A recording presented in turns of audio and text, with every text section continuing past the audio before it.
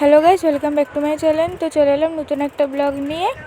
এখানে সবাই মিলে বসে আছে আর কিছুক্ষণ ট্রেনে থাকার পর মানে অনেক 3-4 ঘন্টার মতো লেগেছিলো, তো খিদে পেয়ে গেছিলো, তো তাই জন্য আমরা ঝালমুড়ি খাচ্ছিলাম। আর তারপরে আবার কিছুক্ষণ পরে আমরা ট্রেন থেকে নেমেও গেছিলাম।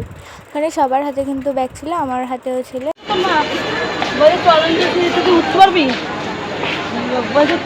মা উঠতে পারবে কি জিজ্ঞাসা করো? হ্যাঁ তুই উঠতে পারবি? হ্যাঁ বলছি আমিও উঠতে পারবো। হ্যাঁ তুমি উঠতে পারবে? আমরা স্টেশন থেকে বেরোনোর পর এখানে সবাই মিলে যেহেতু চা খাচ্ছিলো, তো তাই আমরা দাঁড়িয়েছিলাম। আর আমি এখানে একটুকুটি ভিডিও অন করে নিয়েছিলাম। আমার মা কিন্তু চা খায় না আর আমিও চা খাই না। তো আমার মাসির ছেলে আর আমার ভাই চা খাচ্ছিলো, আমার মাসি খাচ্ছিলো, বাপি চা খেতে খেতে হাই করে দিয়েছে। আর ওখানে আমার দাদুও চা খাচ্ছিলো, আমার মেসোও চা খাচ্ছিলো, দিদুনা চা খাচ্ছিলো, সেটার হয়তো ভিডিও করা হয়নি। ফাইনালি সবাই চা খাওয়ার পর আমরা সবাই মিলে টোটোয় উঠেছিলাম। আর এই টোটোয় আমরা ছিলাম 5 জন, আর সাথে ছিল ব্যাগ। আর সেকেন্ড যে টোটোটা ছিল, মানে আমাদের দুটো টোটো রিজার্ভ করা হয়েছিল। সেকেন্ড টোটোটাতে দিদান, দাদুন আর মেসো ছোটকা ছিল। আর এতে মা, বাপি, ভাই, আমি, মেসো ছিল না, মাসি আর আমি ছিলাম, আর মা ছিল।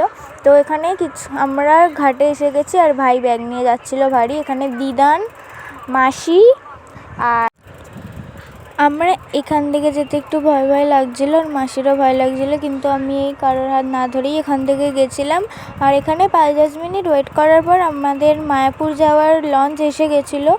এতক্ষণ ভিডিওর সাথে আমি বলতেই ভুলে গেছি যে এক্স্যাক্টলি আমরা কোথায় যাচ্ছি। আমরা যাচ্ছিলাম মায়াপুর।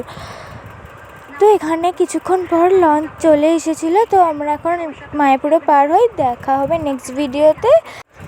ভিডিওটা ভালো লাগলে চ্যানেলটাকে সাবস্ক্রাইব করে ভিডিওতে লাইক করে দেবেন। দেখা হবে নেক্সট কোনো ভিডিওর সাথে, মায়াপুরেরই কোনো একটা ভিডিওর সাথে। তো বাই, দেখা হবে।